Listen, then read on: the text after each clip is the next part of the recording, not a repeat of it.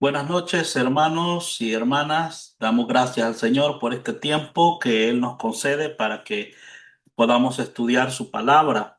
Ha llegado el momento de tener este tiempo donde queremos conocer más de estas verdades bíblicas y vamos a iniciar con una oración. Vamos a pedir a nuestro hermano Mario que nos dirija en esta hora. Adelante, hermano Mario, por favor. Padre y buen Dios que estás en gloria en esta hora, Dios mío, nos acercamos delante de tu presencia, Señor, para darte las gracias por la oportunidad tan maravillosa que nos das una vez más de poder estudiar tu palabra y seguir aprendiendo. Pedimos, Dios mío, por la iluminación de tu Espíritu Santo, Dios, para que nosotros podamos entender tu palabra, Dios mío. Pedimos, Dios mío, por los maestros, Señor, que nos están enseñando, que tú, Padre, los guíes, que tú, Dios mío, pongas, Padre eterno, esas palabras correctas en ellos, Dios mío, para que puedan enseñarnos. Pedimos, Dios, por todos los demás que estamos escuchando, que podamos, Dios mío, atesorar tu palabra, Señor. Te pido que tu palabra no caiga en saco roto, Dios mío, sino que esta palabra, Dios mío, la podamos atesorar. Te pido, Señor, que no seamos oidores olvidadizos, Dios mío, sino que tu palabra, Dios mío, pueda transformar nuestra vida, que tu palabra pueda transformar, Dios mío, nuestro diario caminar y poder honrarte y poder ser, Dios mío, un buen testimonio para los demás, Señor. En el nombre de Jesús, gracias, Señor. Amén y amén. Gracias, hermano, por este tiempo de oración que nos ha dirigido. Hoy vamos a entrar, hermanos, a la lección número 11 de la materia distinciones bíblicas y quiero, hermanos, en este momento animarles a que antes de entrar en detalle con el tema que vamos a estar viendo, veamos algunos versículos de la palabra del Señor. Pero eh, no está nada de más decirles que el tema de esta noche es la diferencia entre la salvación y las recompensas, ¿verdad? La diferencia entre la salvación y las recompensas. Y quiero ver con ustedes algunos pasajes de las Escrituras. Quiero que tengan sus Biblias, hermanos. Mi consejo para todos, hermanos, en esta hora es que al agarrar su Biblia, usted tenga una Biblia específicamente para estudio, hermano. Usted puede hacer anotaciones en su agenda, en su misma Biblia. Observe los versículos que vamos a estar estudiando, que lo cual es muy importante. Algo que queremos hacer en esta lección, hermanos, es discernir,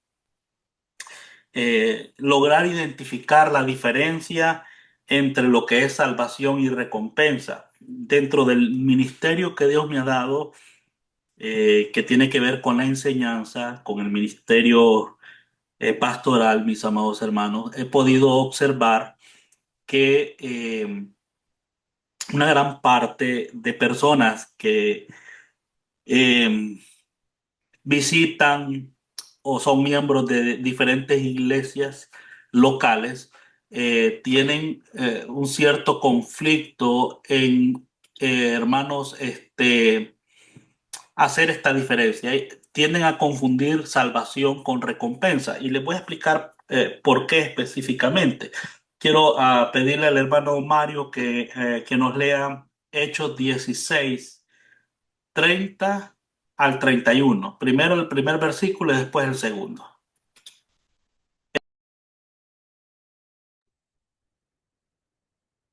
Amén, pastor. Aquí lo tengo y dice así. Y sacándolos les dijo, señores, ¿qué debo hacer para ser salvo? Ellos dijeron, cree en el Señor Jesucristo y serás salvo tú y tu casa.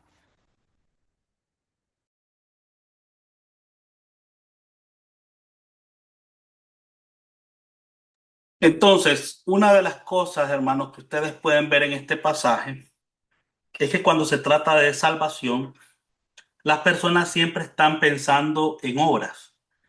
En, ¿Qué debo hacer? Esa palabra hacer está apuntando a obras. Y por ese mal entendimiento de que la salvación es por obrar, es que muchas personas miran la salvación no como un regalo, sino como que fuera una recompensa. Y me explico. Es como decir, si yo hago esto, entonces Dios me va a dar la salvación. Pero si yo no hago esto, entonces Dios no me va a otorgar salvación. Y mucha gente, hermano, no usa bien la palabra de Dios en este asunto. He de reconocer, hermano, de que es un punto de mucha confusión en una gran parte de congregaciones a nivel del mundo, hermano. Muchas veces la gente usa los pasajes sobre recompensa para concluir que la salvación es por obras. Pero yo quiero hacerle varias preguntas en esta noche. La primera pregunta es, ¿realmente es importante cómo un creyente vive después de la salvación? Es una pregunta que quiero que usted se haga. La otra pregunta es, ¿todos los creyentes recibirán la misma recompensa? ¿Cuál es la base bíblica para la salvación? ¿Y cuál es la base bíblica para la recompensa? ¿Conoce usted la diferencia entre salvación y recompensa? Y esta es una pregunta que debemos hacernos todos. Ahora, en cuanto a la salvación, quiero que vayan conmigo a 1 Corintios, capítulo 1, versículo 17 al 18. Nuevamente, hermano Mario me va a estar ayudando leyendo versículos. Por favor, hermano. 1 Corintios 1, 17 al 18. Amén. Dice, pues no me envió Cristo a bautizar, sino a predicar el Evangelio, no con sabiduría de palabras, para que no se haga vana la cruz de Cristo. Porque la palabra de la cruz es locura a los que se pierden, pero a los que se salvan, esto es a nosotros, es poder de Dios. Yo quiero que subrayen eh, la palabra locura. La palabra locura es otra palabra sinónimo del griego ahí, sería inútil o innecesario. O sea que para mucha gente hablar del evangelio es un mensaje innecesario, un mensaje inútil. Y les voy a explicar por qué. Incluso el apóstol Pablo, cuando fue a Tesalónica y comenzó a decirles que él venía a hablarles del Dios no conocido al cual ellos adoraban sin saber quién era. Comenzó Pablo a hablarles el evangelio desde el Areópago. Y ahí, mis amados hermanos, cuando Pablo habló de la muerte y la resurrección de Jesucristo, ¿cuál fue la postura de la gente o de la audiencia? Dice que ellos dijeron, ay, te oiremos más tarde. O sea que para ellos escuchar que la salvación viene por la muerte y resurrección de alguien que Pablo predicaba y que presentaba como Dios, era una locura, era algo inútil, ineficaz, como alguien que murió y que no sabemos si resucitó puede ser eficaz para la salvación del ser humano.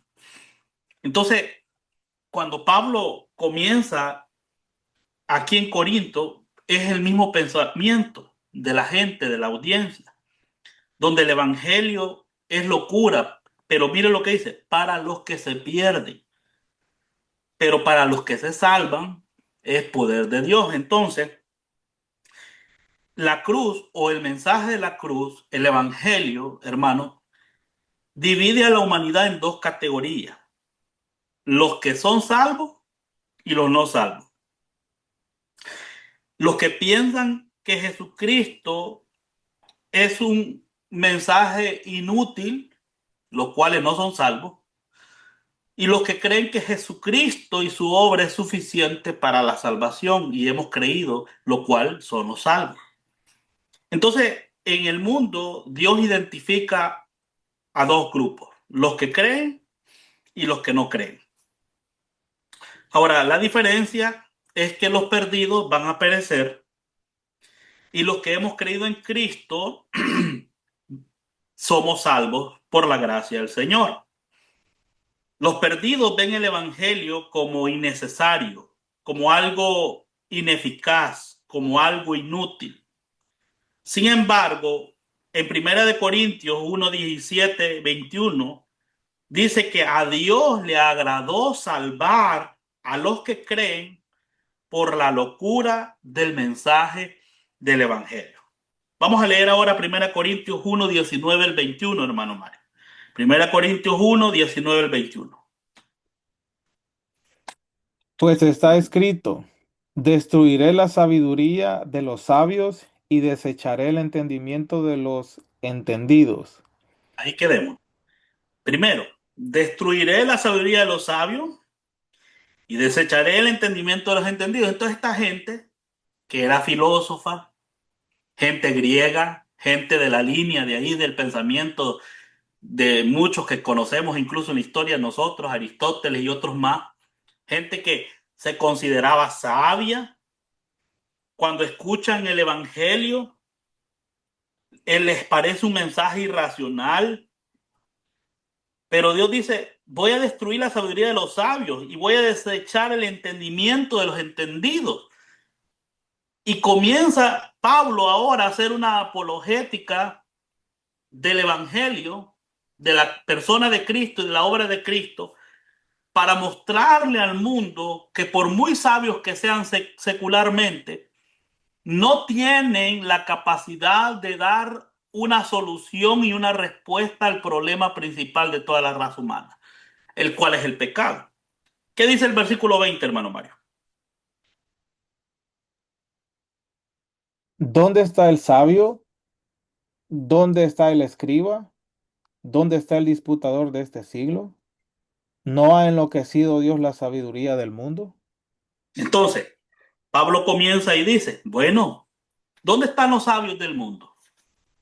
Hermano, cuando usted comienza a ver en el mundo hay gente, hermano, tan letreada, tan inteligente, pero ¿sabe qué? Ninguno de ellos tiene la solución al problema del pecado. No pueden ni resolver el problema del hambre en el mundo. Mucho menos van a poder resolver el problema principal de toda la raza humana. Por muy inteligente que sea el hombre en la tierra, el hombre más inteligente en la tierra ahorita, no tiene solución al problema del pecado. Después dice, ¿dónde está el escriba? Mire, cuando usted ve las bibliotecas humanas, hermano, usted mira una cantidad de libros escritos por gente brillante. Pero en todos esos libros usted no encuentra la solución al problema del pecado en la raza humana. No hay una solución. Usted va a encontrar libros de psicología, libros de medicina, filosofía, va a encontrar de todas las ramas del conocimiento del saber libros y ninguno tiene una solución concreta al problema del pecado.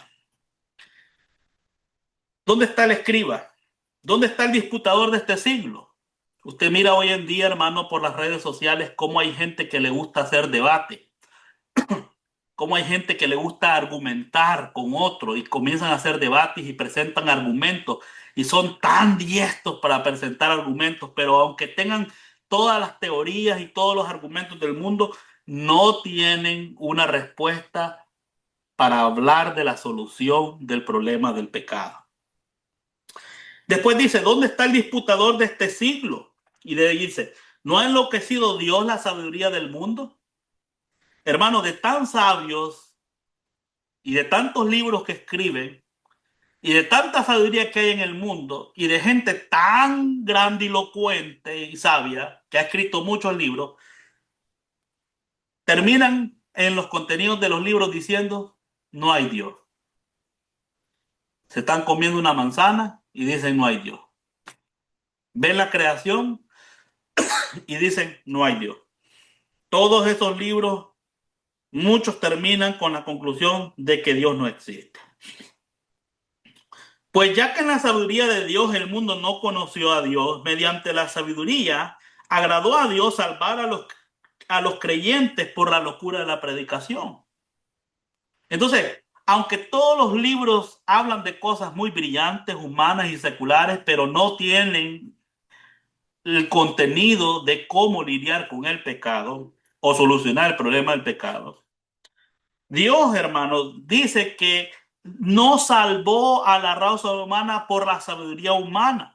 Y esta es una de las cosas, hermanos, que debemos de tener nosotros cuidado, porque, hermanos, estamos enfrentando hoy en día el mismo problema que enfrentó la iglesia de Colosa. ¿Y cuál fue el problema que enfrentó la iglesia de Colosa? Que se había metido, hermanos, el misticismo, el ascetismo, la filosofía humana, se había introducido, hermanos, dentro de este cuerpo de creyente. Y eso es lo que está sucediendo hoy en día con muchas personas también en las diferentes congregaciones. Mis amados hermanos, eh, hay gente que cree que para poder entender la Biblia, la sabiduría de Dios, lo que Dios dice de cómo el hombre puede lidiar con el pecado, hay gente que piensa que para poder entender esto necesitan entender primero filosofía, psicología, sociología. Como una persona me dijo, mi pastor, si queremos entender bien la Biblia, primero, dice, debemos de entender filosofía. Me dijo. Y le dije yo, usted está equivocado. La Biblia dice que Dios, óigame bien, Dios, el mundo no conoció a Dios mediante la sabiduría humana, pero sí por la sabiduría divina. ¿Y cuál es la sabiduría divina? La palabra.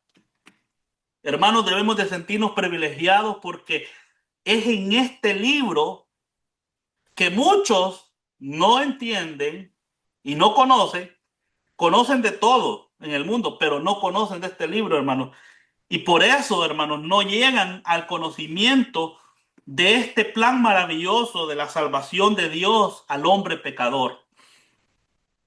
¿Cuál es el resultado, hermanos, de las filosofías del mundo? El resultado es, hermanos, perdición eterna. El mundo no puede conocer a Dios mediante la sabiduría humana. La Biblia se opone totalmente. Y esto es uno de los puntos del gnosticismo. Yo no sé si ustedes han escuchado, hermano, uno de los puntos del gnosticismo, pero el gnosticismo enseña, hermano, de que el hombre puede mejorar su vida y puede incluso llegar a una perfección en la medida que él crece en conocimiento. Y esto es una tremenda aberración y una mentira total, hermano.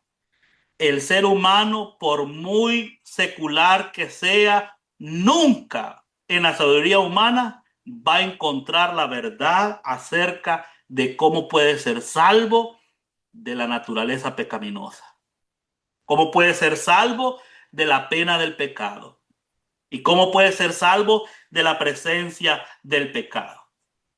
Entonces, piense por un momento en la iglesia de Corinto, porque la iglesia de Corinto está en medio de esta generación donde la gente, hermanos, estaba deseosa del conocimiento y podría ser, hermanos, que a veces para las personas tiene más importancia el conocimiento secular que el conocimiento espiritual que está solo en la palabra del Señor.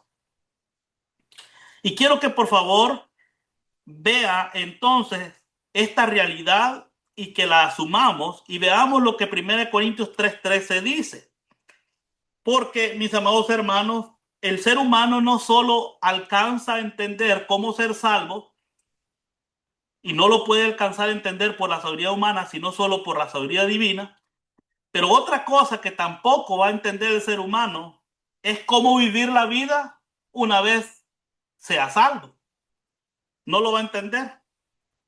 Y vamos a leer 1 Corintios 3:13. ¿Qué dice, hermano? Vamos a leer desde el versículo 12, hermano Mario. Y si sobre este fundamento alguno edificare oro, plata, piedras preciosas, madera, heno, hojarascas, la obra de cada uno se hará manifiesta, porque el día la declarará, pues por el fuego será revelada, y la obra de cada uno cual sea, el fuego la probará.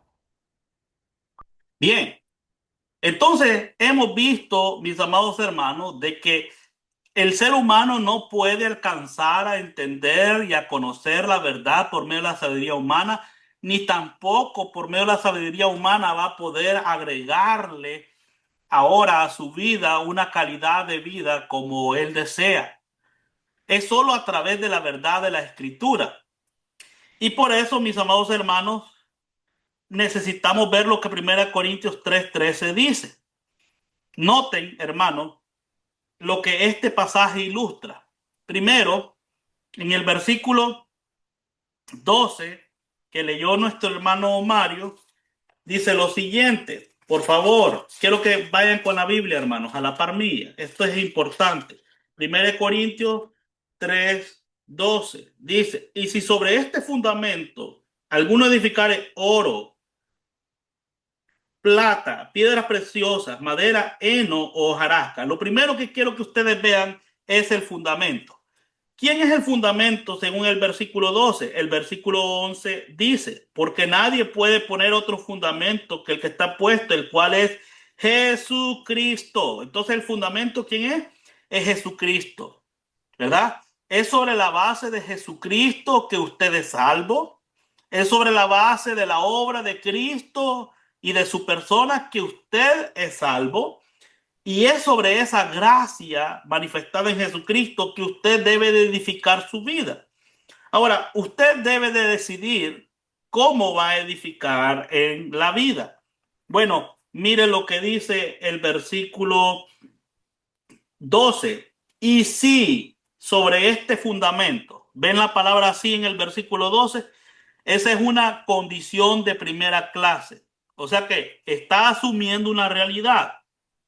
Bueno, ¿cuál es la realidad? Que vamos a construir sobre el fundamento, de alguna manera vamos a construir. La pregunta es, ¿en qué manera usted quiere construir sobre este fundamento? ¿Vamos a edificar con el punto de vista humano o con el punto de vista divino? Y esto tiene relación con lo que estábamos hablando. Puede, usted quiere quizás vivir la vida desde una perspectiva humana, basada en la sabiduría humana, pero ya vimos que la sabiduría humana no nos sirvió para la salvación eterna. Mucho menos nos va a servir para vivir la vida para Cristo mientras esperamos su venida. Usted puede ver la vida desde la sabiduría humana, la filosofía humana. Usted puede edificar sobre este fundamento de manera correcta o de manera incorrecta. Bueno, lo que sí es cierto es que usted puede edificar, como dice el versículo 12, con estos materiales. Dice, oro, plata, piedras preciosas. Y los otros materiales, madera, heno o hojarasca, ¿verdad? Vamos a ver, hermanos, que estos son 6 materiales. Lo cierto es que de estos 6 materiales, 3 son duraderos y 3 son fáciles de perderse. Ahora, ¿qué dice el versículo 13? La obra de cada uno se hará manifiesta porque el día la declarará así como por fuego. O sea que el fuego aquí está hablando de juicio, está hablando de, hermanos, de algo que todos nosotros como creyentes, mis amados hermanos, tenemos que enfrentar. ¿Verdad? Y cuando las personas no entienden la diferencia entre salvación y recompensa, mis amados hermanos, las personas comienzan, hermanos, a decir, hermanos, que este juicio tiene que ver con, hermanos, saber si la persona es salva o no. Sin embargo, este juicio tiene que ver con recompensas. Mire lo que dice el versículo 13. La obra de cada uno será manifiesta porque el día la declarará, porque el fuego, por el fuego será revelada. Y la obra de cada uno, cual sea el fuego, la probará. Si usted le pone fuego a estos materiales, ¿cuáles quedan y cuáles se pierden? Lógicamente, se va a quemar la leña, la madera, el heno, ¿verdad? La hojarasca. Esos tres materiales se van a quemar. La madera, el heno y la hojarasca se van a quemar con el fuego. Usted le pone fuego al oro, a las piedras preciosas y a estos tres materiales y lo que va a hacer el fuego es refinarlos, es darles más brillo. Entonces usted puede edificar con buenos materiales sobre el fundamento o usted puede edificar con malos materiales. Si usted edifica con malos materiales, dice que va a tener que enfrentar un fuego, va a tener que enfrentar un juicio y puede ser que en ese juicio usted tenga o recompensa o tenga pérdida. ¿Qué dice el versículo 14? Si permaneciere la obra de alguno que sobreedificó, recibirá, dice, recompensa, no dice salvación. Entonces, como pueden ver, hermano, en la sabiduría divina, Dios está dándonos a conocer a nosotros que este juicio, fuego, ¿verdad? Aquí, hermano, está hablando de recibir o recompensa o pérdida de recompensa. Entonces, mucha gente cuando lee el versículo 14 piensa que la salvación es una recompensa y por eso muchas personas toman este versículo para pensar o de alguna manera creen ellos que el versículo está diciendo que la salvación se puede perder, pero lo que no están entendiendo es que lo que usted sí puede tener en pérdida es recompensa, no la salvación.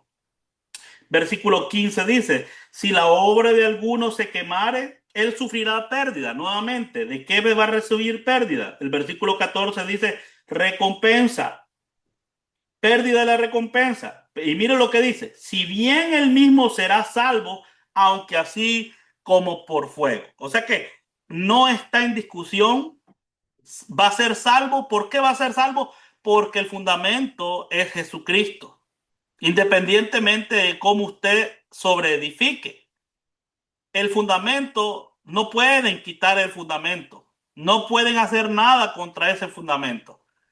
Pero si usted utiliza la sabiduría humana, usted no sabrá vivir la vida. Y este es el problema de la iglesia de Corinto, que ellos no estaban entendiendo la voluntad de Dios para ellos en cuanto a la vida práctica. Y por eso Pablo tuvo que escribirles para decirles que la carnalidad no lo llevaría a nada bueno, que la carnalidad lo llevaría a sufrir pérdida, no de la salvación, pero sí de la recompensa. Y entendiendo eso, ahora vamos a ver entonces qué es lo que Dios le está ofreciendo a aquellos que hemos creído en Él. Primero veamos lo que Dios le ofrece a los incrédulos. Le ofrece salvación. En la Biblia, hermanos, en Hechos 4:12 dice, en ningún otro hay salvación, porque no hay otro nombre bajo el cielo dado a los hombres en que podamos ser salvos. La salvación de la pena del pecado es ofrecida a todo inconverso.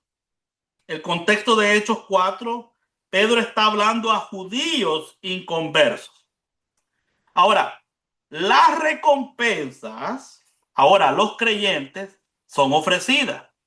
Dios no le ofrece recompensa como recompensa la salvación a los inconversos. Dios a los que ya son salvos, ahora, si viven, si edifican sobre el fundamento con buenos materiales, les ofrece recompensa. Y de eso es lo que está hablando 1 Corintios 3:11, ¿verdad? Que es el pasaje que estábamos hablando. Ahora, ¿cómo sabemos que es a los creyentes que se le ofrecen recompensa? Veamos el versículo 2 del capítulo 1, por favor, hermano Mario, de 1 Corintios. Vamos a ver cómo llama Pablo a estas personas en esta carta. 1:2 de 1 Corintios. A la iglesia de Dios que está en Corinto, a los santificados en Cristo Jesús, llamados a ser santo, con todos los que en cualquier lugar invocan el nombre de nuestro Señor Jesucristo, Señor Entonces de ellos y de nosotros. le llama iglesia Les dice que es una iglesia que son de Dios, porque nosotros entendemos, hermano, que la iglesia le pertenece ¿a quién? A Dios. Les dice que son santos, pero también les hace un llamado a ser santos. Entonces, ¿cómo pueden ser santos y al mismo tiempo hacerles un llamado a ser santos? Bueno, porque aquí está hablando de dos santificaciones. La santificación posicional, él le llama santos en Cristo Jesús, pero le llama ahora a ser santos en la vida práctica, llamados a ser santos. ¿Y en qué estaban fallando ellos? Estaban fallando en su santificación práctica. La santificación posicional es la misma en todo creyente, porque es debido a la obra de Cristo. Pero la santificación práctica puede variar en los creyentes. Y eso va a depender de su andar, de cómo están edificando sobre el fundamento seguro. Ahora, si están edificando bien, van a recibir recompensa, pero si están edificando mal, van a tener pérdida, no de la salvación, pero sí de las recompensas. Entonces, aquí Corintios nos está hablando a creyentes. De hecho, el capítulo 3 versículo 1 Pablo dice, no pude hablarles como espirituales, sino como a carnales, y les llama hermanos. En el versículo 1 del capítulo 3 de 1 Corintios, le llama hermanos. Entonces, estas recompensas son ofrecidas a los creyentes. Y cuando no aprendemos a hacer estas distinciones bíblicas, es fácil tomar 1 Corintios 3 y aplicarlo al inconverso para sustentar la falsa idea de que la salvación entonces es una recompensa y que si usted no edifica bien su vida, entonces va a sufrir pérdida de la salvación. Cuando estos versículos no están hablando de salvación, sino que están hablando de recompensas por vivir piadosamente, no según la sabiduría humana, sino según la sabiduría que Dios nos ha proveído en este maravilloso libro. Siempre recuerde a la manera de Dios, a la forma de Dios. Continuemos. Entonces, mis amados hermanos, vamos a ver la recepción por parte del hombre. ¿Por qué la salvación no es una recompensa? Es una buena pregunta. Bueno, porque Cristo hizo toda la obra y es todo por gracia. Y todas nuestras buenas obras para Dios, según Isaías 64:6, son como trapos de inmundicia. Entonces veamos este punto. La salvación se recibe solo por gracia, mediante la fe en Jesucristo, aparte de toda obra humana. ¿Qué dice Romanos 3:28? En la conclusión de Pablo acerca de la condición espiritual del mundo, donde dijo que no había justo ni aún uno, que todos somos pecadores y que estamos destituidos, ¿cuál es la conclusión de Pablo? Dice, concluimos pues que el hombre es declarado justo, o mejor dicho, justificado por fe. ¿Cómo es declarado justo? Por fe, sin las obras de la ley. Ve que la salvación no se recibe por obras, es por gracia mediante la fe solamente en Jesucristo. Efesios 2:8 al 9 dice, porque por gracia sois salvos por medio de la fe, y esto no es de vosotros, pues es un don de Dios, no por obras para que nadie se gloríe. Entonces no podemos hacer una obra o las obras perfectas para ganar la salvación. No podemos pensar que la salvación es una recompensa, porque la salvación no es por obras. Si la salvación fuera por obras, entonces la salvación no sería regalo, sería una recompensa. Y Dios, hermano, no le ha prometido a usted darle salvación porque usted obre. La salvación, dice, es por gracia. Es el favor inmerecido. ¿Cómo es que un pecador sin esperanza, rumbo al infierno, puede ser declarado justo legalmente en la corte del cielo y llevado a un cielo que no merece y librado de un infierno que sí merece? ¿Cómo entonces es posible esto? Solo por la gracia de Dios. Efesios 2:8, no por obras. Por gracia somos salvos. Efesios 2:9, no por obras. La salvación no es una recompensa, porque si la salvación fuera recompensa, usted tendría un motivo de que gloriarse cuando hace obras. Pero aún así, usted queriendo ser salvo por obra, usted no alcanzaría el estándar de perfección de Dios. Y eso debe tomarlo en cuenta. Entonces las recompensas se obtienen por gracia mediante la fe que resulta en obras cuando honran a Cristo. Entonces, una vez me preguntaron, pastor, si la salvación entonces no es, si la salvación no es por obra, entonces ¿para qué yo debo de hacer obra? Bueno, usted debe de entender que cuando el resultado de que una persona sea salva es la gratitud del creyente, y esa gratitud, hermanos, se refleja en buenas obras. ¿Y qué hacen esas buenas obras? Honran a Cristo. ¿Por qué? Porque es por la gracia del Señor que nosotros, mis amados hermanos, somos lo que somos. Mire lo que dice 1 Corintios 3, 5 al 8. ¿Qué pues es Pablo? ¿Y qué es Apolos? Servidores por medio de los cuales habéis creído. Y eso según lo que cada uno concedió el Señor. Pablo dijo, yo planté, Apolos regó, pero el crecimiento lo ha dado Dios. Así que ni el que plante es algo, ni el que riega, sino Dios que da el crecimiento. Y el que planta y el que riega son una misma cosa. Y dice, aunque cada uno recibirá su recompensa. Entonces Dios provee recompensa, hermano. Dios lo provee todo.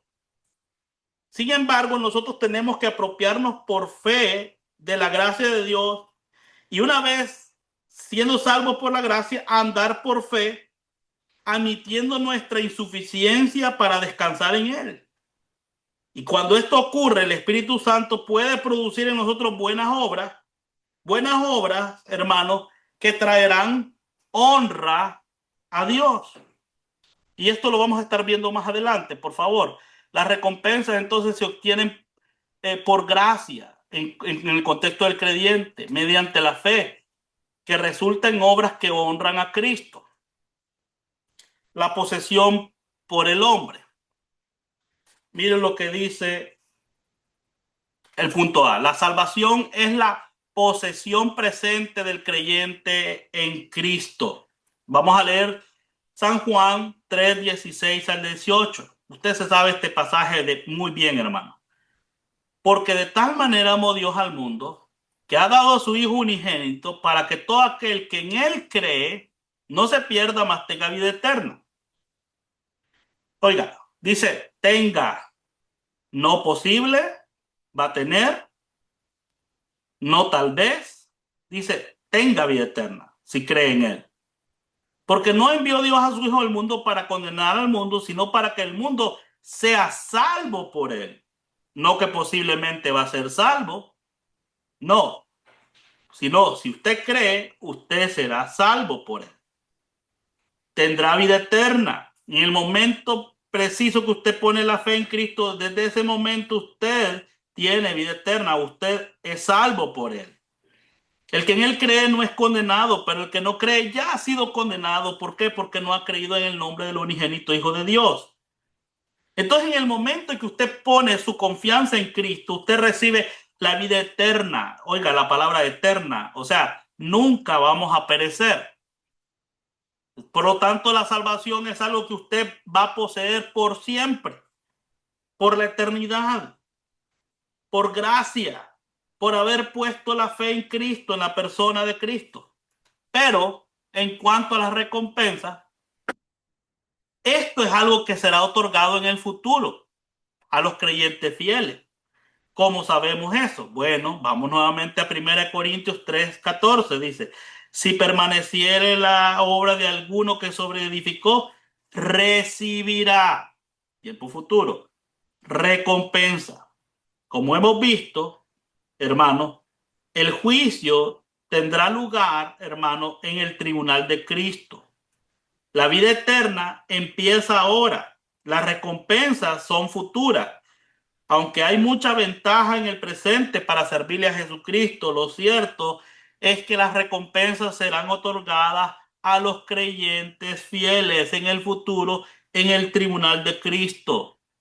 Entonces el tribunal de Cristo será, hermanos, un tiempo de juicio donde usted recibirá o recibirá pérdida, no de la salvación, pero sí de las recompensas. Ponga mucha atención a esto. Punto A, del punto del tiempo para el hombre. En cuanto a la salvación se recibe en el momento que una persona pone la fe sola en Cristo, solamente. ¿Qué dice San Juan 5:24? De cierto os digo, doble afirmación. El que oye mi palabra y cree que me envió, dice, tiene. No dice tendrá, dice tiene, presente, vida eterna. Y no vendrá condenación, más ha pasado de muerte a vida. En el momento que pone la fe en Cristo, en ese momento recibe la salvación. Ahora vean la diferencia con la recompensa. Las recompensas serán entregadas en el tribunal de Cristo después del rapto.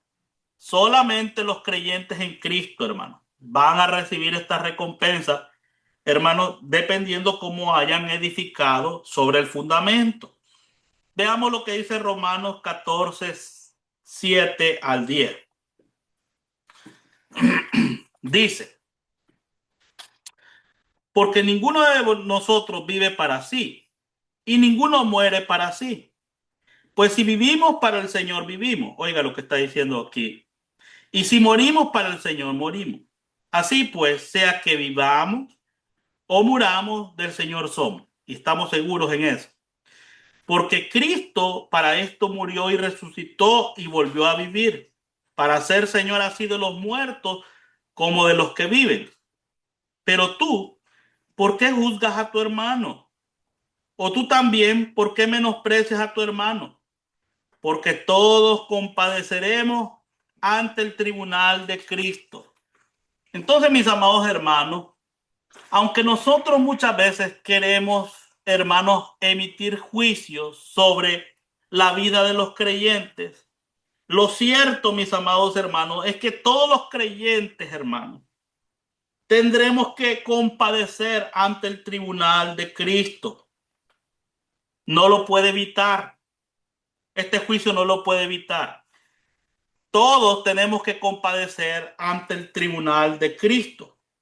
Por eso, segunda de Corintios 5, 9 al 10 dice, por tanto, procuramos también ausentes o presentes serle agradable.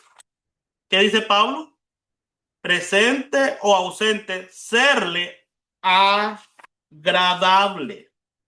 Porque es necesario que todos nosotros compadezcamos ante el tribunal de Cristo, para que cada uno reciba según lo que haya hecho mientras estaba en el cuerpo, sea bueno o sea malo, sea bueno o sea malo. Ahora bien,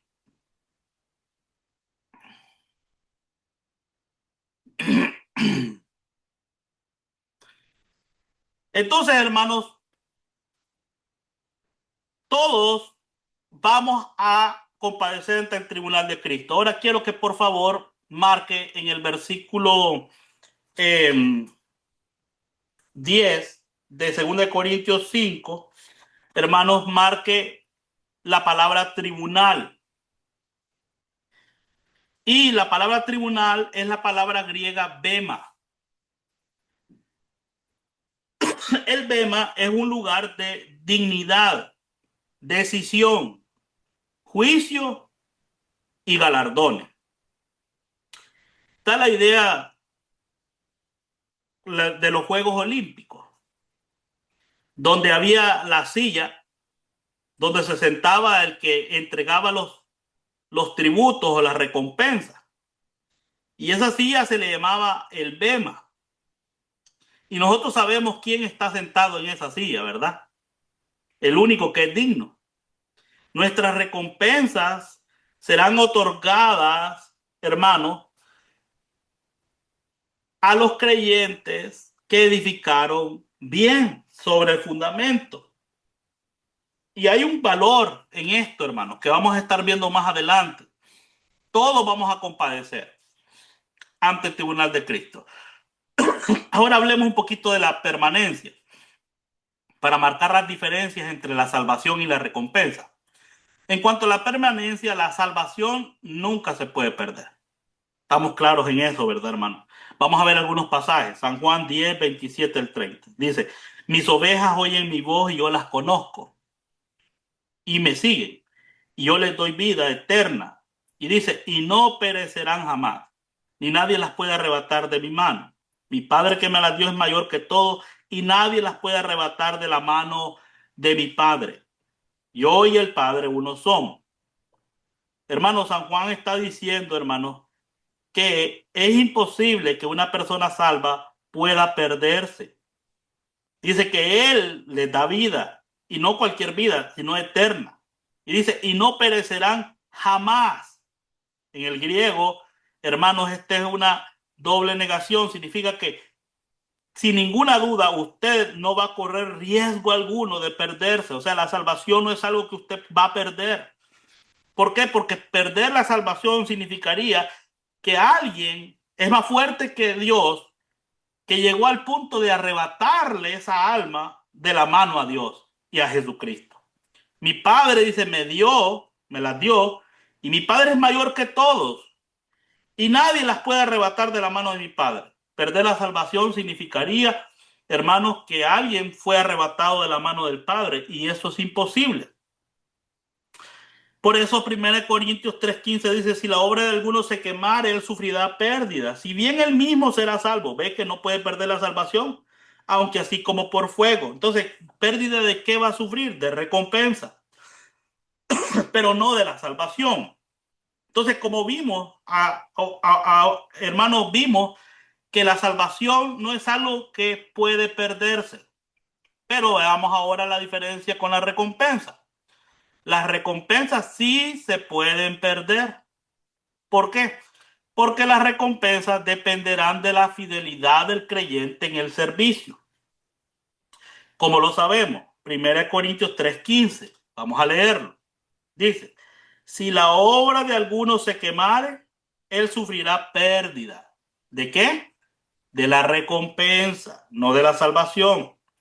Si bien él mismo será salvo, ¿ve? Va a ser salvo.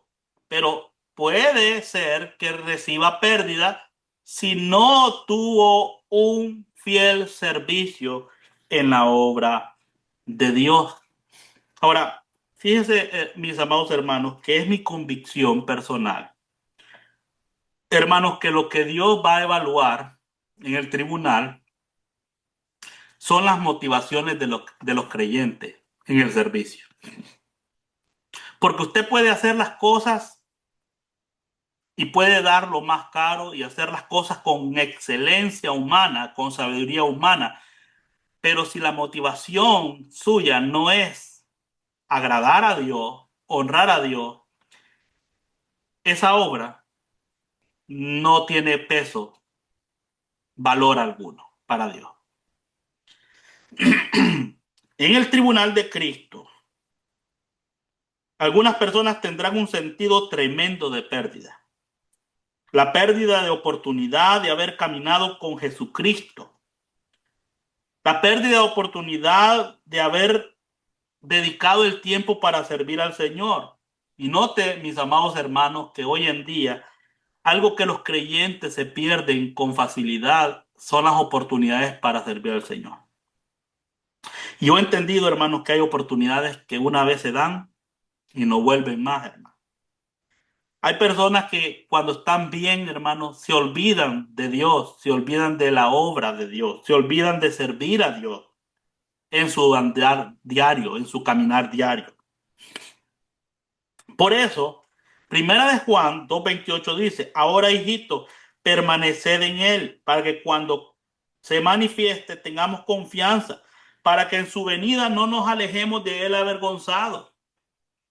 Qué triste va a ser y qué sentido de pérdida van a tener aquellos creyentes, hermanos, que cuando Cristo venga por su pueblo, los encuentre, hermano, no sirviendo al Señor fielmente, no dependiendo de Dios en su vida diaria, sino enfocados en sus propios intereses, mis amados hermanos. Y eso, mis amados hermanos, produce vergüenza. Saber, hermanos, que Dios puede encontrarte viviendo de una forma de vida que no honra a Dios, que el Salvador de tu vida, de tu alma, que aquel que dio la vida por ti, hermanos, te encuentre en una situación vergonzosa, no es algo que trae honra a Dios. Puede ser que él reciba, sufrirá pérdida, dice Primera de Corintios 3:15. Y no solo pérdida, sino también, hermanos, esa sensación, hermanos, y la oportunidad que cada uno de nosotros tiene para servir al Señor. Yo creo que si usted tiene vida, si usted tiene salud, hermano, usted tiene oportunidades para servir a Dios. La pregunta es cómo le está yendo en cuanto a ese punto. Por eso, hermanos, veamos, hermanos, el compromiso del creyente. ¿Por qué Dios quiere que los creyentes seamos creyentes, hermanos, comprometidos? Bueno, porque Dios también, cuando promete algo, Él lo cumple, hermano, ¿verdad? Y nosotros debemos de saber, hermanos, que, hermanos, Dios quiere que también nosotros seamos personas comprometidas con Él en cuanto a nuestro andar con Cristo. Ahora bien, en cuanto al compromiso del creyente, la salvación solo es por medio de creer en Cristo. En Hechos 16, 30 y 31 vemos el carcelero de Filipo, que fue la cita bíblica que leíamos, y preguntó el carcelero, ¿qué debo de hacer para ser salvo? ¿Qué fue lo que respondió Pablo? Bueno, respondió, cree en el Señor Jesucristo y serás ¿qué? Salvo. Ellos dijeron, cree en el Señor Jesucristo y serás salvo. Entonces la salvación es por medio de creer, como hemos hablado. Pero, mis amados hermanos, las recompensas serán por medio de, anote, uno, la calidad de las obras del creyente, ¿verdad? La calidad de tu obra. Vamos a ver esto en 1 Corintios 3, 12 al 15. Dice, si sobre este fundamento alguno edificare oro, plata, piedras preciosas, madera, heno, hojarasca, dice, la obra de cada uno se hará manifiesta porque el día la declarará, pues por el fuego será revelada. Y la obra de cada cual sea, la obra de cada uno, cual sea, el fuego la probará. Ahora bien, 2 Corintios 5:10 dice, es necesario que todos nosotros compadezcamos ante el tribunal de Cristo, para que cada uno reciba según lo que haya hecho mientras estaba en el cuerpo, sea bueno o sea malo. Quiero que por favor subraye ahí en 2 Corintios 5:10 la palabra bueno. La palabra bueno significa valioso. Si nosotros vemos en los 6 materiales con los cuales un creyente puede edificar sobre el fundamento, que es perfecto, hay 3 materiales de valor, ¿verdad? La palabra bueno, ¿qué dije? ¿Qué significaba? Valioso. La palabra malo, sea bueno o sea malo, la palabra malo significa sin valor. De los 6 materiales, ¿cuáles son materiales de valor y cuáles son materiales sin valor? Bueno, hermanos, dice oro, plata, piedras preciosas, materiales de valor. Bueno, malo, materiales sin valor, madera, heno y hojarasca. Esto es bien divino, hermano, lo que estamos hablando. El asunto no son tus pecados, porque los pecados Cristo los pagó. Ahora, hermanos, somos disciplinados por nuestros pecados como hijos de Dios, como dice Hebreos 12, 5 al 12. La determinación de nuestras recompensas en el futuro envuelve la evaluación de la calidad de tus obras. Pueden ser buenas o pueden ser malas. Pueden ser valiosas o pueden ser sin valor. Si son obras sin valor, sufrirás pérdida de recompensa. Si son obras de valor, usted va a recibir recompensa. El Señor Jesucristo es el que va a determinar si sus obras son buenas o no sirven para nada como creyente o en su vida como creyente.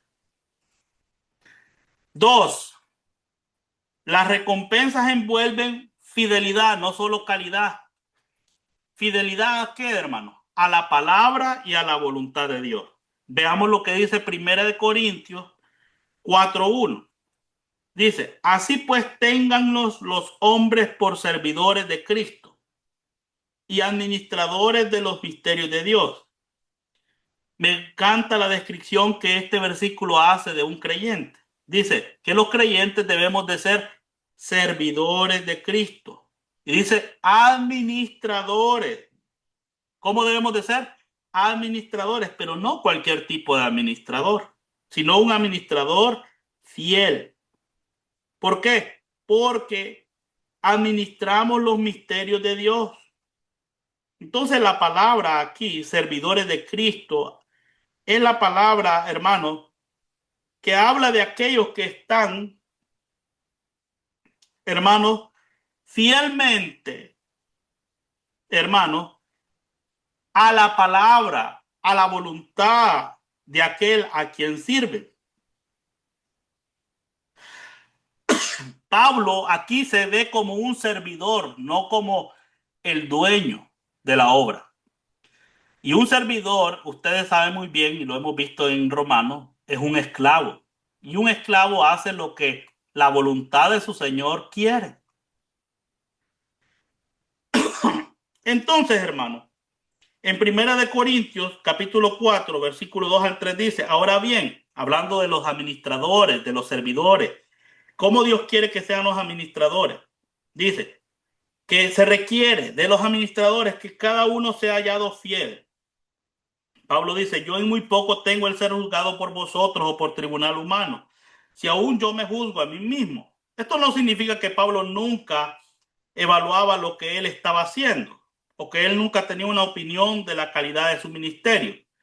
Él está diciendo que aún su perspectiva humana de su propio ministerio y sus motivos no fueron la determinación final. Últimamente, quien Dios va a determinar si él fue un fiel administrador o servidor es Jesucristo. Entonces, ¿qué dice Dios aquí? Dios requiere que los administradores sean hallados fiel. Y vuelvo, repito, hermano. Pablo, cuando dice yo en muy poco tengo el ser juzgado, no está diciendo, hermanos, que todo lo que él hace fue perfecto y que no falló en ningún momento. Pero al final, hermanos, sabemos por las escrituras que el que va a determinar si algo es bueno o es malo es Jesucristo en el tribunal de Cristo. Porque ¿quién conoce las motivaciones de las personas? Dios, hermano. 1 Corintios 4, 4 al 5 dice, porque aunque nada tengo mala conciencia, no por eso yo soy justificado, pero el que me juzga es el Señor. Así que no juzguéis nada antes de tiempo, hasta que venga el Señor, dice, el cual aclarará bien lo oculto de las tinieblas y manifestará las intenciones de los corazones, y entonces cada uno recibirá su alabanza de Dios. Entonces note que el juicio está conectado con la venida del Señor, versículo 5, y no está conectado, y el versículo 5 no está enseñando que cada creyente recibirá recompensa, sino que está diciendo que cada persona que recibe recompensa la recibirá de Dios y no del hombre. Si somos fieles haciendo la voluntad de Dios, recibiremos recompensa.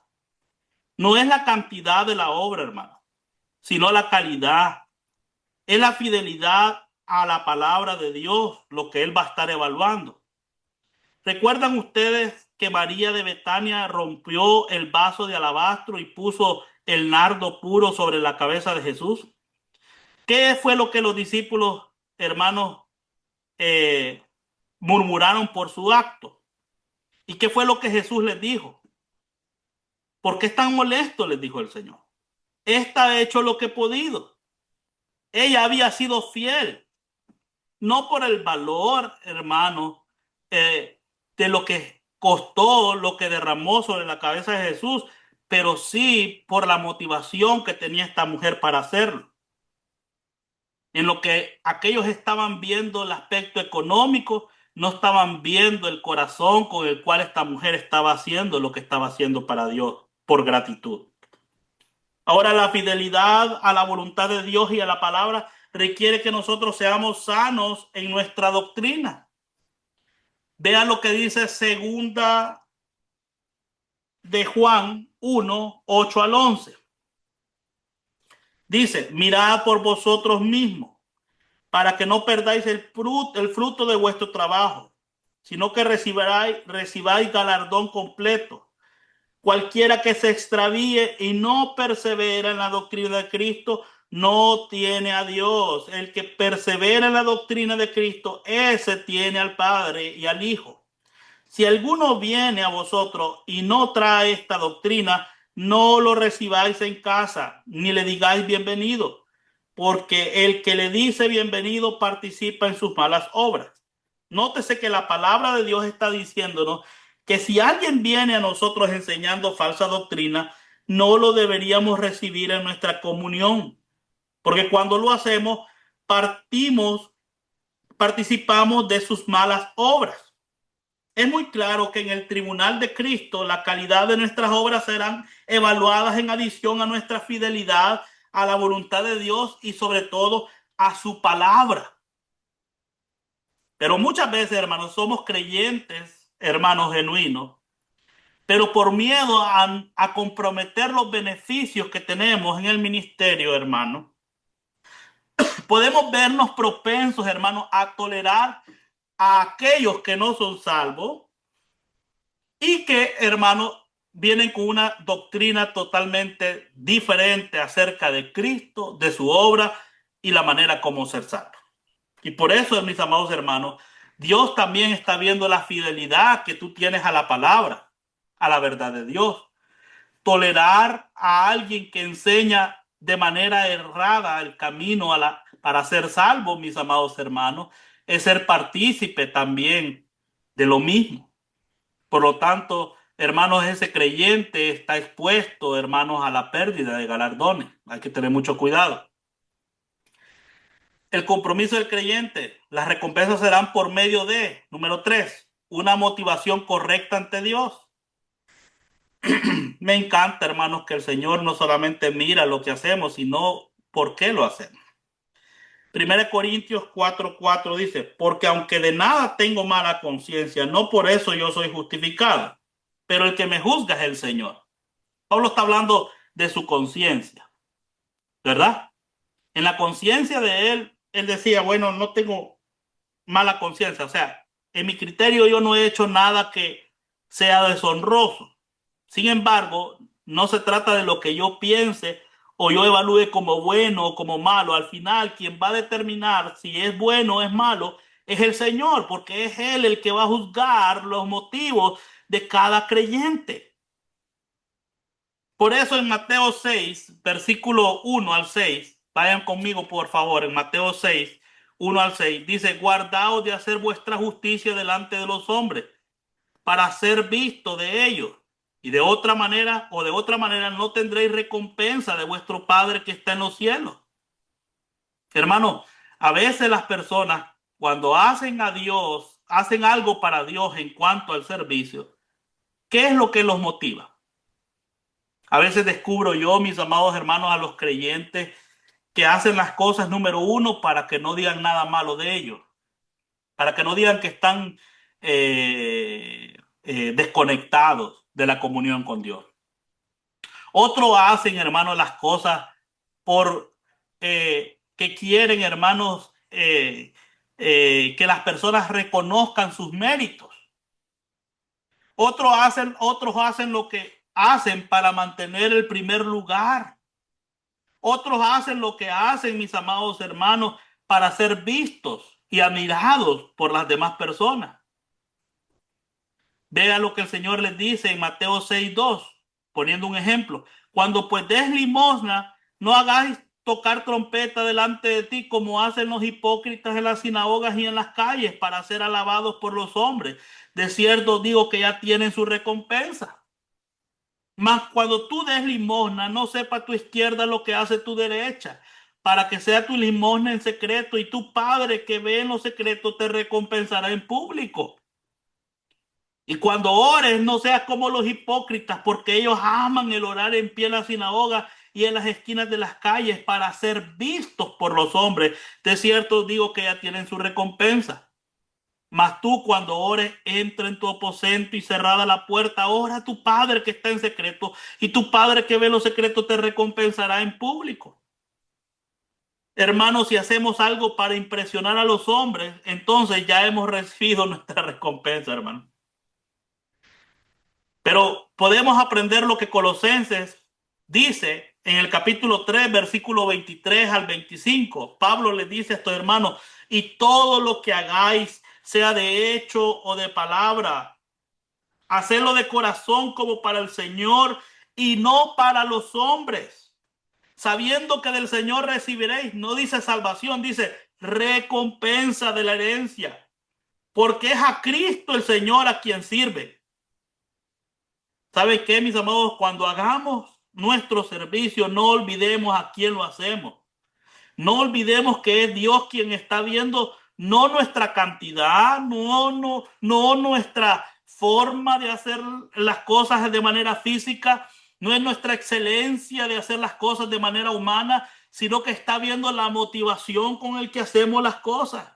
Y yo he descubierto, mis amados hermanos, que esta es una de las razones por las cuales muchos creyentes, hermanos, no tienen motivación para servir a Cristo dentro de sus iglesias locales.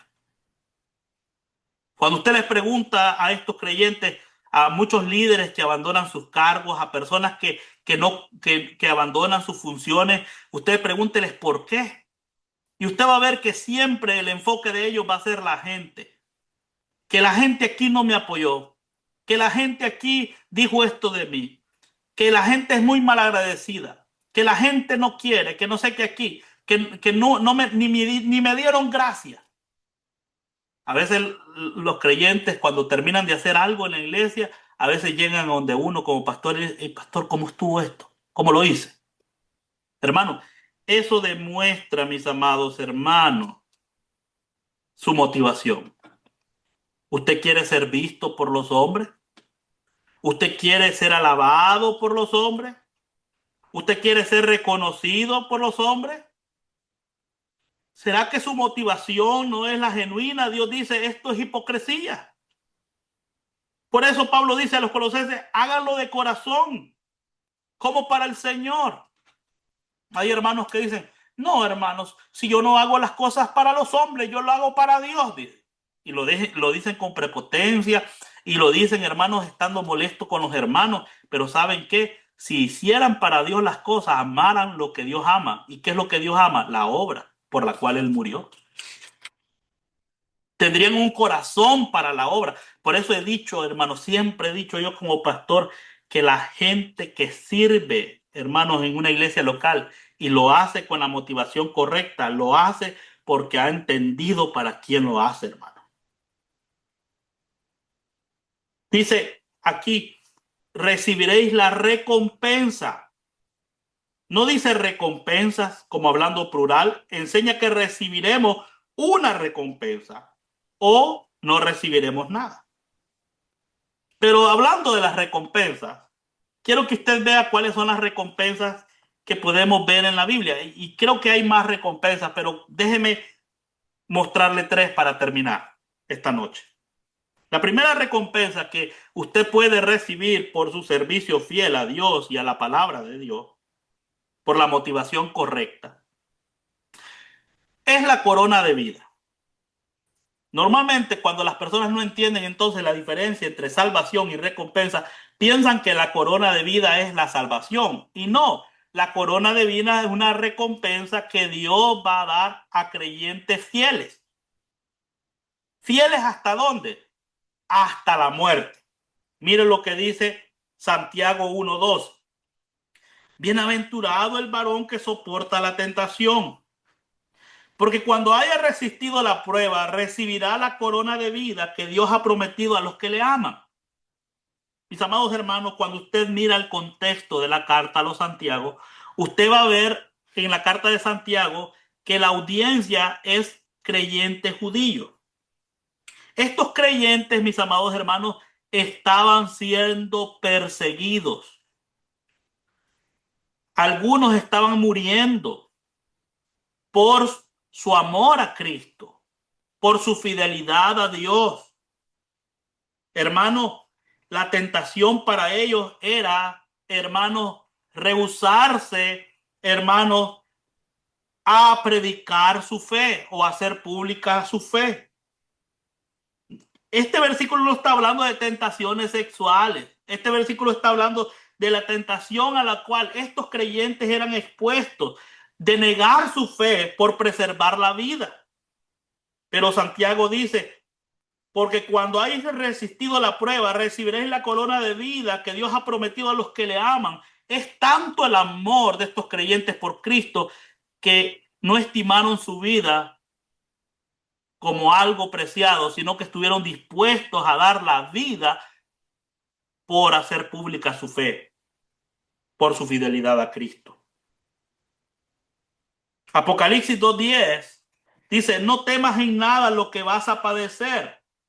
Hablando de lo que estaban padeciendo estos creyentes. Dice, he aquí el diablo echará a algunos de vosotros en la cárcel y seréis probados y tendréis tribulación por 10 días. Y dice, sé fiel hasta la muerte y yo te daré la corona de la vida. Entonces la corona de la vida es una corona que Dios va a dar a aquellos que por su amor a Cristo hicieron pública su fe, aunque eso les costara la vida física, hermano. Ejemplo de ello, Esteban, lo apedrearon. Los apóstoles dieron su vida por la causa de Cristo, mis amados hermanos. Esta es la corona de vida, una recompensa de la cual puede recibir todo aquel que sea fiel al Señor hasta la muerte. La otra corona es la corona de justicia. Esta es la otra recompensa. Esta corona de justicia es para creyentes fieles en hacer la voluntad de Dios. Miren lo que dice 2 Timoteo 4, 7 al 8. Dice, he peleado la buena batalla. He acabado la carrera. He guardado la fe. Por lo demás me está guardada la corona de justicia, la cual me dará el juez justo en aquel día, no solo a mí, sino a todos los que aman, ¿qué? Su venida. Esta corona es para creyentes fieles en hacer la voluntad del Señor, corona de justicia, y está disponible para todo creyente que en su caminar, hermano, ha sido fiel en guardar la fe y como resultado tendrá la corona de justicia. Y Dios es el que le va a dar la corona. No solo a mí, dice Pablo, sino a todos los que aman su venida. La otra corona es la corona de gloria. Esta corona es para pastores fieles en el ministerio. Hermanos, iglesias, hay innumerables iglesias hoy en día. Pastores por montones. Pero no todos los pastores recibirán esta corona. Solo aquellos que son fieles en el ministerio. ¿Fieles en el ministerio en qué sentido? Vea lo que dice Primera de Pedro 5:4. Y cuando aparezca el príncipe de los pastores, vosotros recibiréis la corona incorruptible de gloria. Corona incorruptible de gloria. Cuando aparezca el príncipe de los pastores. Hermano, yo entiendo algo, que cada vez que yo me paro enfrente de los creyentes, mi objetivo y mi propósito no es quedar bien con los creyentes. No es que ellos aprueben lo que yo estoy diciendo y digan es correcto lo que él está diciendo. Me preocupa más el hecho que Dios, hermano, escuche que lo que yo estoy predicando sea lo que Él ha dicho en su palabra. La fidelidad de un pastor está en cómo predica la verdad, en cómo aplica la verdad. Mis amados hermanos, y si en algo debemos ser fieles, hermanos, nosotros, es en cuanto a la verdad de cómo el hombre es salvo.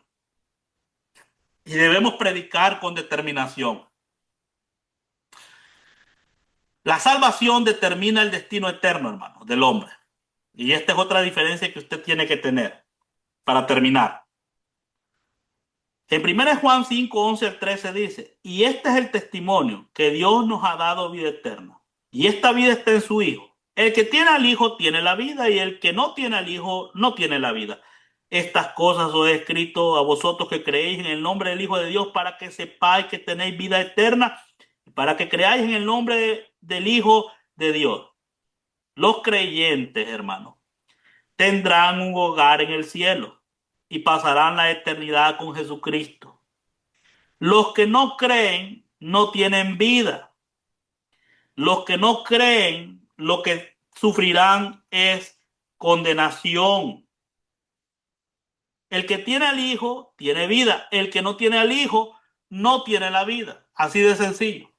Entonces la salvación determina el destino eterno, basado en Cristo y en su obra.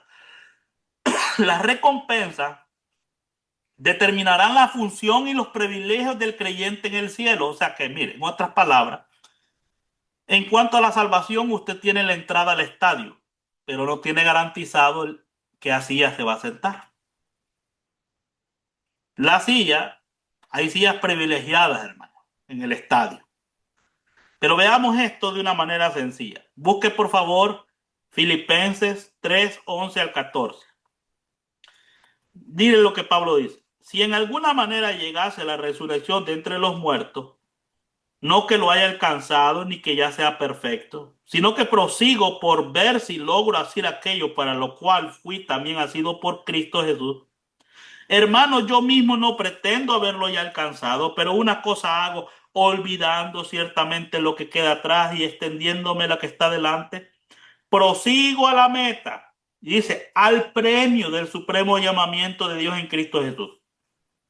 Algunas personas dirán, ¿por qué es importante si yo recibo una recompensa? No. Incluso he escuchado a personas decir, yo me conformo con solo entrar al estadio, pastor. No me importa qué silla voy a ocupar. Bueno, después de todo, dicen algunos creyentes, vamos a estar en el cielo y eso es suficiente. Bueno, Dios nos dice que sí es importante y probablemente es más importante de lo que nos damos cuenta o entendamos. Porque el tema de la recompensa se repite varias veces en el Nuevo Testamento. Y Dios determina las funciones y los privilegios diferentes en el cielo basadas en nuestra recompensa. Vea lo que dice 2 de Pedro 1, 10 al 1, 10 y 11. Dice, por lo cual, hermano, tanto más procurad hacer firme vuestra vocación y elección, porque haciendo estas cosas no caeréis jamás, porque de esta manera os será otorgada, oiga, no solo la entrada al cielo, sino que dice amplia y generosa entrada en el reino eterno de nuestro Señor y Salvador Jesucristo. ¿Qué significa esta generosa entrada en el reino? Aunque todos los creyentes se graduarán en el cielo, algunos se graduarán con honores, hermano. Y las recompensas determinarán privilegios y funciones en el cielo. La evaluación. La salvación nos hace aceptos ante Dios. Efesios 1:6 dice, para alabanza de la gloria de su gracia, con la cual nos hizo aceptos en el amado. O sea, Dios no lo acepta a usted basado en lo que usted hace o lo que usted es acepto en el amado. Somos aceptados en la familia de Dios porque Dios nos ha aceptado en Jesucristo. Ahora, la diferencia es que las recompensas en la tierra reflejan que nuestra vida en la tierra después de la salvación fue del agrado de Dios. Lo cierto, hermano, Es lo que Pablo dijo en 2 Corintios 5:9. Por tanto, procuramos también, y dice, ausentes o presentes, serle agradable. Dios no solo se agrada en recompensar a los creyentes por un servicio fiel, sino que también agrada a Dios ver a sus hijos andar en fiel servicio a Él. ¿A quién quiere agradar a usted? ¿Usted quiere agradar a Dios o quiere agradarse a sí mismo? El resultado, la salvación resultará en alabanza a Dios. ¿Cómo lo sabemos? Mire el escenario de Apocalipsis 5:8 al 14. Y cuando hubo tomado el libro, los cuatro seres vivientes y los 24 ancianos se postraron delante del Cordero, y todos tenían arpas y copas de oro llenas de incienso, que son las oraciones de los santos. Y oiga lo que cantaban. Y cantaban un nuevo cántico diciendo: digno eres de tomar el libro, de abrir sus sellos, porque tú fuiste inmolado y con tu sangre nos has redimido para Dios. Nos has redimido para Dios de todo linaje y de toda lengua y pueblo y nación, y nos ha hecho para nuestro Dios reyes, sacerdotes, y reinaremos sobre la tierra. Y miré y oí la voz de muchos ángeles alrededor del trono y de los seres vivientes y de los ancianos, y su número era millones de millones, que decían a gran voz: el cordero que fue inmolado es digno de tomar el poder, la riqueza, la sabiduría, la fortaleza, la honra, la gloria y la alabanza. Y a todo lo creado que está en los cielos y sobre la tierra y debajo de la tierra y en el mar y en todas las cosas que en ellos hay. Oí decir al que está sentado en el trono y al Cordero: sea la alabanza, la honra, la gloria y el poder por los siglos de los siglos. Y los cuatro seres vivientes decían amén, y los 24 ancianos se postraban sobre sus rostros, adoraron al que vive por los siglos de los siglos. Cantaremos al Señor, hermanos, por su amor, misericordia, por su amabilidad, por su grandeza. Esto es lo que estaban haciendo toda la gente de diferentes pueblos, lengua y nación. Alababan a Dios, al Cordero inmolado. Eran millones de millones, hermanos. Y decían la honra, la gloria, la alabanza. ¿Y sabe por qué Dios merece toda la gloria y toda la alabanza? Porque nuestra salvación fue posible por el Cordero que fue inmolado, no por nuestras obras. Por eso, hermano, la salvación es por gracia, porque al ser por gracia, el único que lleva la honra, la gloria, es nuestro Señor Jesucristo. Por eso dice Efesios 2:9, no por obras para que nadie se gloríe. Entonces la salvación por gracia resulta en alabanza a Dios, pero las recompensas también resultarán en alabanza a Dios. Porque mire lo que dice, hermano, Apocalipsis 4:9 al 11. Y siempre que aquellos seres vivientes dan gloria y honra y acción de gracia al que está sentado en el trono y al que vive por los siglos de los siglos. Los 24 ancianos se postran delante del que está sentado en el trono y adoran al que vive por los siglos de los siglos. Y miren lo que echan, lo que hacen los 24 ancianos. Y dice: y echan sus coronas delante del trono de Dios, diciendo: Señor, digno eres de recibir la gloria y la honra y el poder, porque tú creaste todas las cosas y por tu voluntad existe y fueron creadas. ¿Oyeron bien, hermano? ¿Oyeron bien, hermano? ¿En qué van a resultar las recompensas? Van a resultar en alabanza a Dios. No es usted el que va a ser alabado por darle una recompensa. Esa recompensa usted va a agarrarla y la va a llevar a los pies de Cristo y le va a dar honra a Dios y le va a decir: tú eres digno de recibir la gloria, porque es por tu obra, pues por tu sacrificio que fui salvo, pero también estas coronas representan tu gracia en mí. Pablo dijo: por la gracia de Dios soy lo que soy. He trabajado más que todos, pero no yo, sino la gracia de Dios en mí. Hermano, también las recompensas resultarán en alabanza. Mis amados hermanos, entonces la pregunta es, hermano, si usted recibe pérdida de recompensa, ¿con qué se presentará ante los pies del Cordero? ¿Qué va a poner usted a los pies de Cristo? Ciertamente, entonces, hermano, no basta solo con entrar al estadio. Dios quiere también que por su servicio fiel a Dios, al recibir una corona, usted la ponga a los pies de su Salvador. Que Dios nos ayude. Por eso, hermanos, ¿cómo estamos sobreedificando nuestra vida? ¿Está sobreedificando con madera, heno, hojarasca? ¿O está con oro, plata y piedras preciosas? Cada uno mire cómo sobreedifica. Pero recuerde, Dios es el que juzgará si es bueno o es malo. A Él será gloria. Oremos. Padre, te doy gracias por tu palabra. Nuestro anhelo, nuestro deseo, Señor, es honrarte, es glorificarte, Señor. Por eso entendemos que separado de ti nada podemos hacer. Ahora que somos salvos, Señor, entendiendo que el fundamento es firme, también entendemos, Padre, que nuestra motivación en el servicio debe de ser conforme a la gracia que ha sido manifestada en nosotros. Que nuestro propósito debe de ser honrarte y glorificarte, Señor. No el ser visto y alabado por la gente. Y si alguna cosa, Señor, hay en nosotros que sea de beneficio para las personas, que puedan ver tu gracia en nosotros y no nuestra habilidad, nuestra capacidad, sino tu obra en nuestra vida. De lo contrario, Señor, nos alejaremos de ti avergonzados, Padre, teniendo enfrente al autor y consumador de nuestra salvación, Padre. Y nosotros viviendo una vida en el presente que no te agrada, Señor. Ayúdanos, Padre, a valorar tu gracia. Ayúdanos, Señor, a ser buenos administradores de los ministerios que nos has dado, Señor. Gracias, Señor, por enseñarnos estas verdades.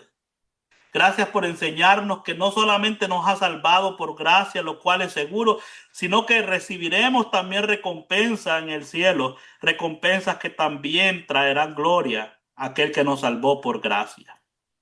Señor, te damos gracias por estas verdades que hemos visto y pedimos, Señor, que estas verdades queden en nuestra mente y corazón. No solo hayan sido entendidas, sino también creídas y, por supuesto, llevadas a la práctica, Señor. Ayúdanos, Padre, a evaluarnos honestamente y reconocer, Padre, tu voluntad y soberanía en nuestra vida. Que tu propósito al salvarnos no es para que vivamos como que fuéramos esclavos del pecado. Que no usemos la libertad como licencia para pecar, sino más bien que nuestro estilo de vida, Señor, adorne la doctrina de la gracia que hemos recibido. Adorne, Señor, tu sacrificio y que traiga honra, Señor, por lo que tú has hecho, Señor, a favor de nosotros sin merecerlo. En el nombre de Jesús. Amén y amén. Bueno, hermanos, damos gracias al Señor por este tiempo que hemos estado aprendiendo la palabra del Señor.